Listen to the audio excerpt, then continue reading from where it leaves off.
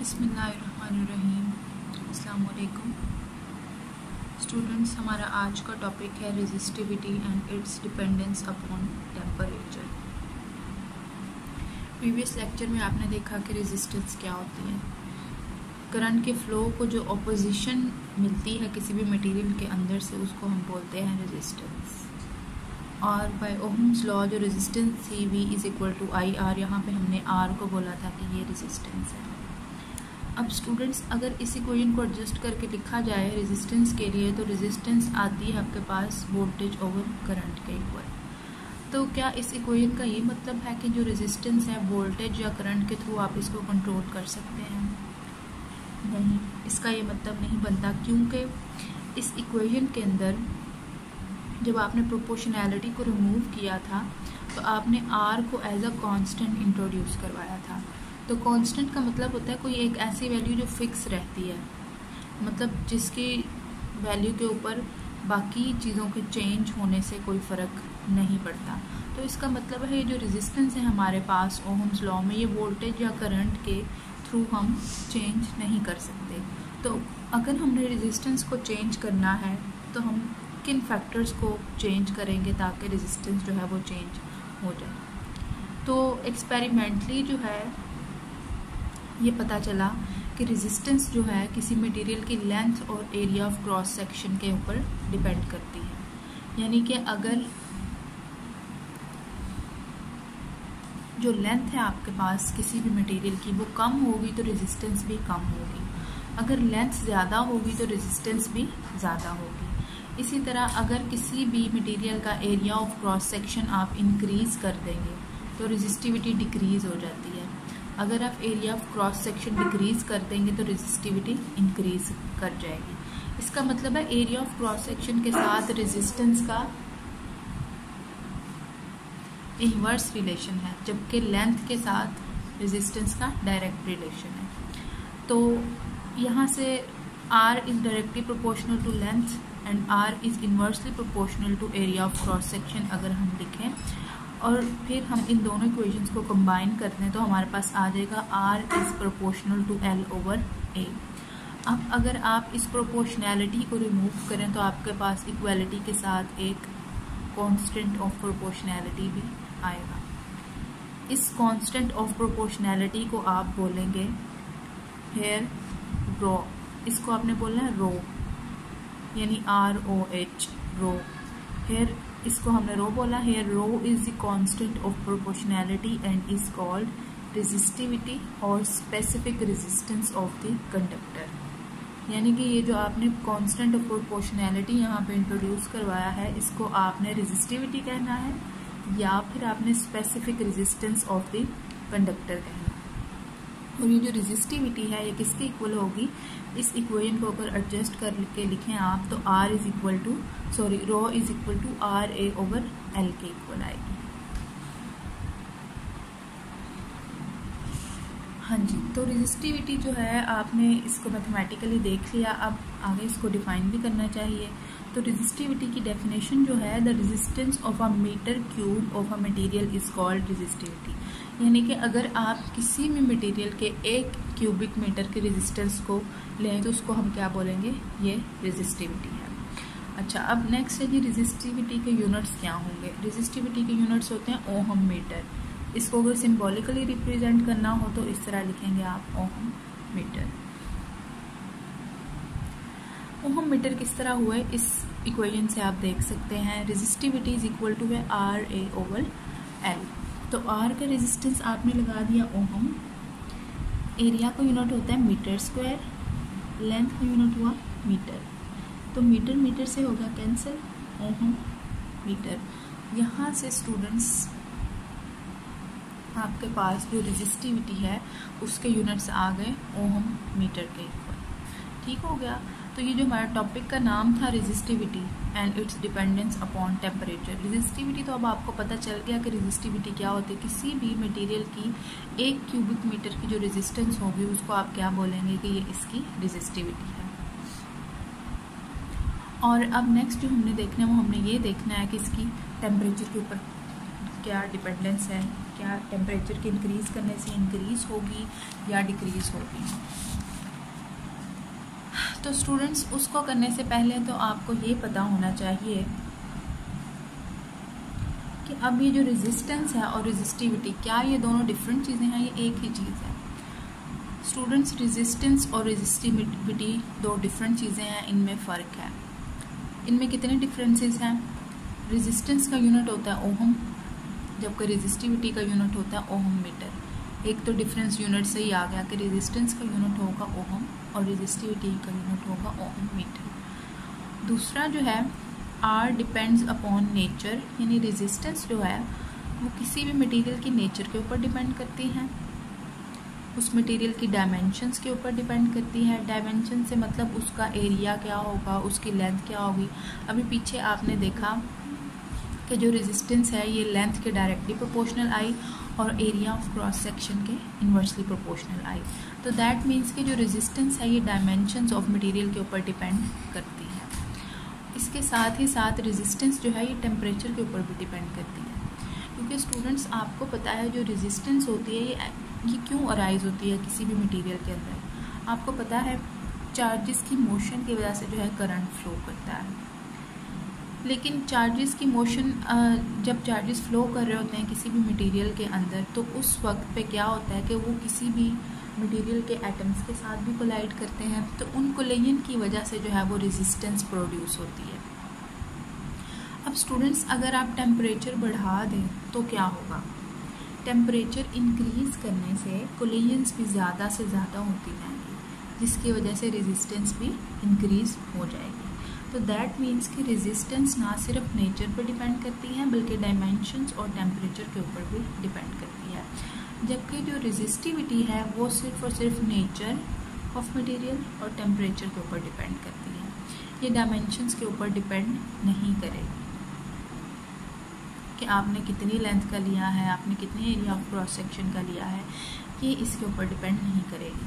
तो रेजिस्टेंस और रेजिस्टिविटी में पहला तो डिफरेंस है वो तो है आपके पास यूनिट्स का, और दूसरा डिफरेंस क्या है इनकी डिपेंडेंस का, कि रेजिस्टेंस इन 3 चीज़ों के ऊपर डिपेंड करती है जबकि रेजिस्टिविटी सिर्फ इन 2 चीज़ों के ऊपर डिपेंड करती है, ये डायमेंशंस के ऊपर डिपेंड नहीं करेगी। ठीक हो गया। अब स्टूडेंट्स अगर रेजिस्टेंस की बात करें तो रेजिस्टेंस क्या थी? The opposition offered by a material to flow of current was resistance. अब पिछले लेक्चर में हमने ये भी देखा कि रेजिस्टेंस का जो इन्वर्स होता है या रेसिप्रोकल होता है उसको आप बोलेंगे कंडक्टेंस। तो कंडक्टेंस को भी अगर आप यहाँ पे डिफाइन कर दें उन्हीं टर्म्स में कि the reciprocal of resistance is called conductance, और मैथमेटिकली कंडक्टेंस को आप किस तरह लिख सकते हैं? G is equal to 1/r, यानी कि G कंडक्टेंस का सिंबल है और ये G किसके इक्वल होगा? रेसिप्रोकल ऑफ रेजिस्टेंस, यानी 1/r के इक्वल होगा। तो अब स्टूडेंट्स अगर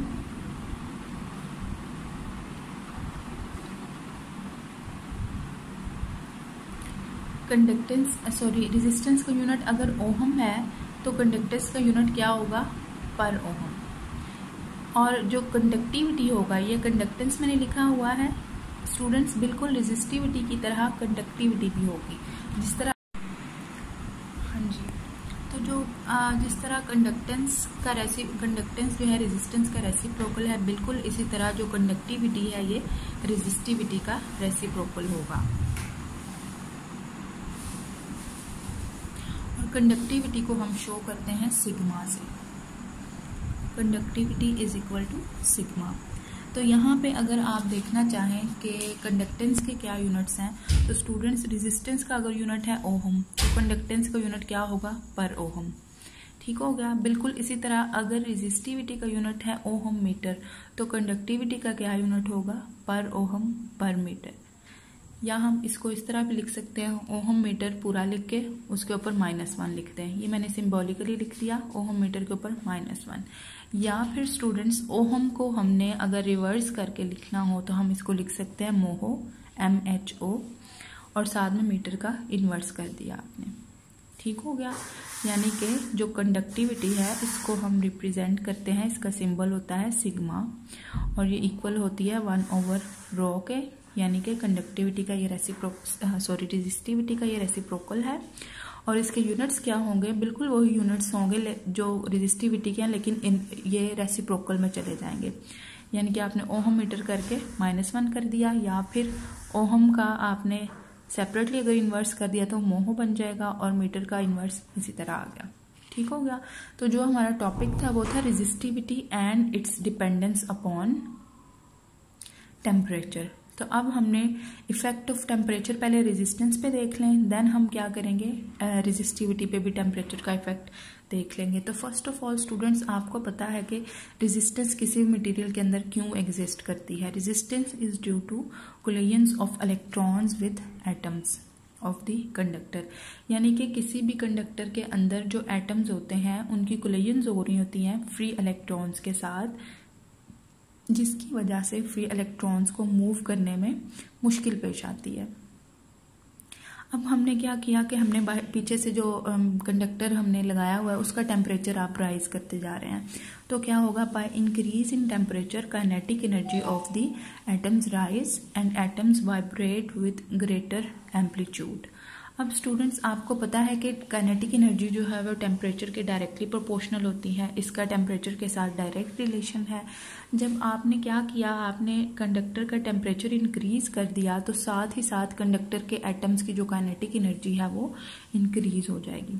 अब काइनेटिक एनर्जी जब इंक्रीज हो जाएगी तो जो वाइब्रेशंस हो रही थी या जो कोलिजन्स हो रही थी एटम्स की इलेक्ट्रॉन्स के साथ, उनका एम्पलीट्यूड बढ़ जाएगा, यानी ज़्यादा बड़े एम्पलीट्यूड की ज़्यादा कोलिजन्स होना शुरू हो जाएंगी।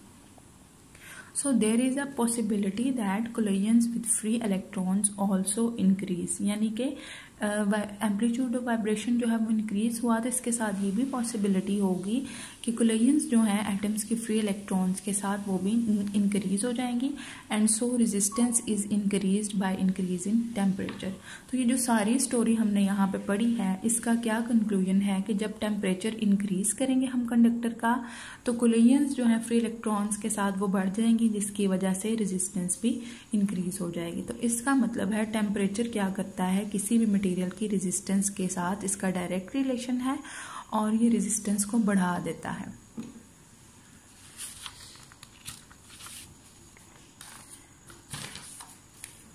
हाँ जी। तो ये हमने देख लिया कि टेम्परेचर का रेजिस्टेंस के साथ क्या रिलेशन है, डायरेक्ट रिलेशन है। अब होगा क्या कि टेम्परेचर किस तरह डिपेंड करेगा, रेजिस्टेंस टेम्परेचर के ऊपर किस तरह डिपेंड करेंगे, ये हम देखेंगे। इसके लिए हम कंसीडर करते हैं हमारे पास कोई एक मटेरियल है जिसकी 0 डिग्री सेल्सियस टेम्परेचर के ऊपर ये रेजिस्टेंस है, इसको बोलेंगे R0, और कुछ टेम्परेचर हमने बढ़ा दिया उस मटेरियल का, तो उस टेम्परेचर T डिग्री सेल्सियस पे उसकी रेजिस्टेंस हो गई RT। अब आपको पता है टेम्परेचर बढ़ाने से रेजिस्टेंस इंक्रीज हो जानी है, इसका मतलब है इन दोनों वैल्यूज में से कौन सी वैल्यू बड़ी है, जिसका टेम्परेचर बढ़ा। तो ये वाला टेम्परेचर आपने बढ़ा लिया, जिसकी वजह से रेजिस्टेंस जो है वो इंक्रीज हो जाएगी। अब स्टूडेंट्स, अगर आपने डिफरेंस लेना है तो बड़ी वाली वैल्यू में से छोटी वाली वैल्यू माइनस करें, यानी RT minus R0 is equal to change in resistance. Change in resistance के इक्वल हो गया RT माइनस R0।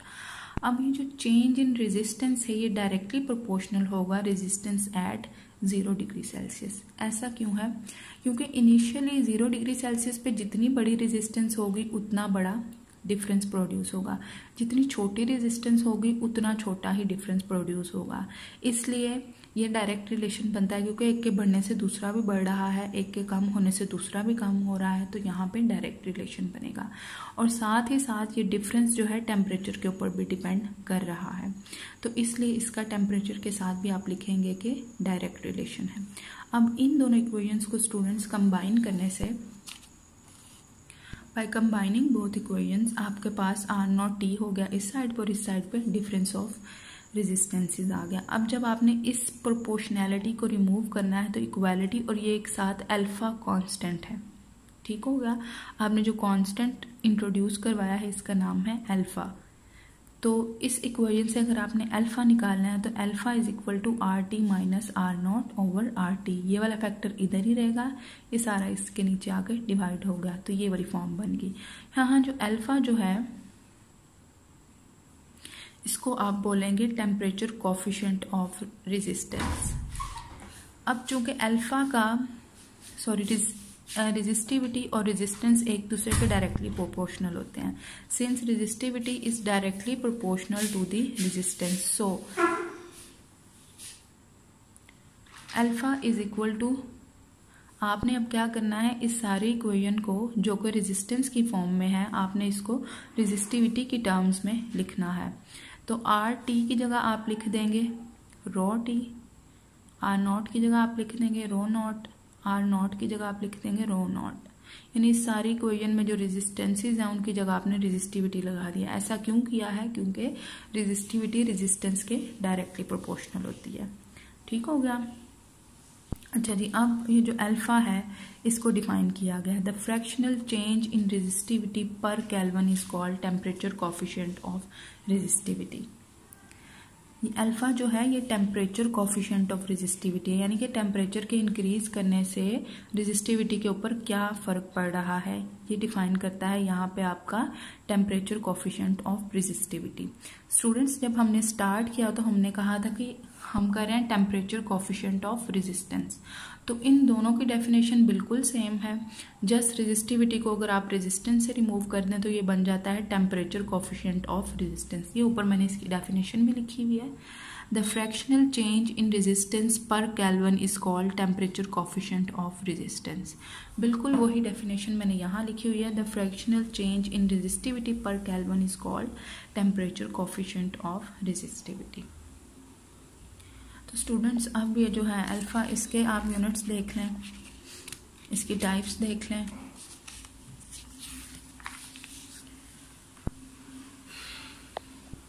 हाँ जी, तो अगर आप स्टूडेंट्स इस इक्वेशन में देखें, ये वाली जो इक्वेशन है, ये दोनों क्या है, रेजिस्टेंसेस हैं। ऊपर क्या हो जाएगा, रेजिस्टेंस यूनिट आया, नीचे ये रेजिस्टेंस है, रेजिस्टेंस यूनिट आया, टेम्परेचर का यूनिट आ गया केल्विन। तो ये इसके साथ कैंसिल हो गया, केल्विन नीचे है, अगर मैंने ऊपर ले जाकर लिखना है तो -1। ठीक हो गया। ये है टेम्परेचर कोफिशिएंट ऑफ रेजिस्टेंस और ये है टेम्परेचर कोफिशिएंट ऑफ रेजिस्टिविटी।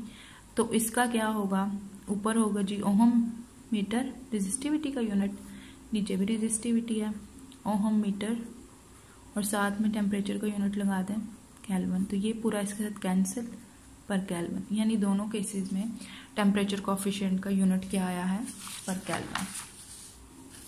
तो द ऐसा यूनिट ऑफ अल्फा इज पर kelvin.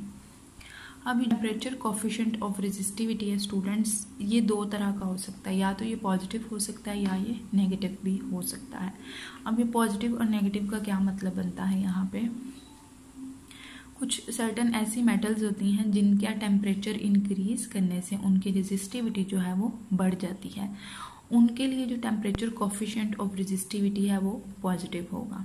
For metals resistivity increase with increase in temperature, so they have positive temperature coefficient of resistivity. ठीक हो गया। लेकिन जो ग्रुप 4 के एलिमेंट्स हैं, यानी सेमीकंडक्टर्स, कार्बन, सिलिकॉन वगैरह, उनके केस में क्या होता है स्टूडेंट्स, उनकी रेजिस्टिविटी डिक्रीज होती जाती है जैसे जैसे आप टेम्परेचर बढ़ाते हैं। स्टूडेंट्स, आपको पता है कि मेटल्स के अंदर फ्री इलेक्ट्रॉन्स की मोशन की वजह से करंट फ्लो करता है, लेकिन जो सेमीकंडक्टर्स होते हैं उनमें इलेक्ट्रॉन्स और होल्स की मोशन की वजह से जो है करंट फ्लो करता है। तो जब 0 डिग्री सेल्सियस पे पड़ा होगा कोई सेमीकंडक्टर, तो उसका जो है इलेक्ट्रॉन और होल्स की वहाँ पे डेंसिटी या अमाउंट बहुत कम होगी। जब आप टेम्परेचर बढ़ाते जाएंगे तो इलेक्ट्रॉन और होल पेयर ज़्यादा से ज़्यादा जो है जनरेट होते जाएंगे। तो इसका मतलब है कि अब ज़्यादा चार्ज कैरियर प्रोड्यूस हो गए टेम्परेचर बढ़ाने से, तो कंडक्टिविटी बढ़ेगी, रेजिस्टिविटी कम होगी। तो इसका मतलब है सेमीकंडक्टर्स ऐसे मटेरियल हैं जिनका टेम्परेचर इंक्रीज करने से रेजिस्टिविटी डिक्रीज होती है और कंडक्टिविटी बढ़ती है। ठीक होगा। So for semiconductors resistivity decrease with rise in temperature, so they have negative temperature coefficient of resistivity.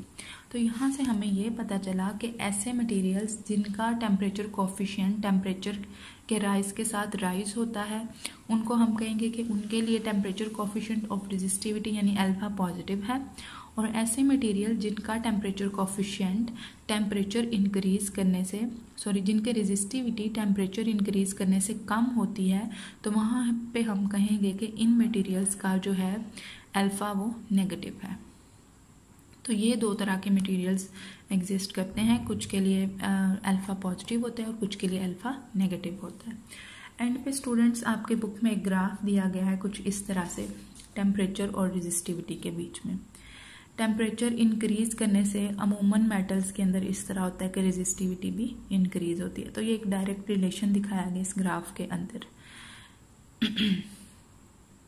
अब graph shows dependence of rho upon temperature, यानी रेजिस्टिविटी का डिपेंडेंस दिखाई गई है टेम्परेचर पे। यहाँ पे ग्राफ आके थोड़ा सा डेविएट कर गया है, तो ये आइडियल केसेस में ये होगा कि ये लाइन स्ट्रेट होगी, लेकिन रियल केसेस में क्या होगा, मे बी जो रेजिस्टिविटी है थोड़ा सा डेविएट कर जाए अपने स्ट्रेट पाथ से।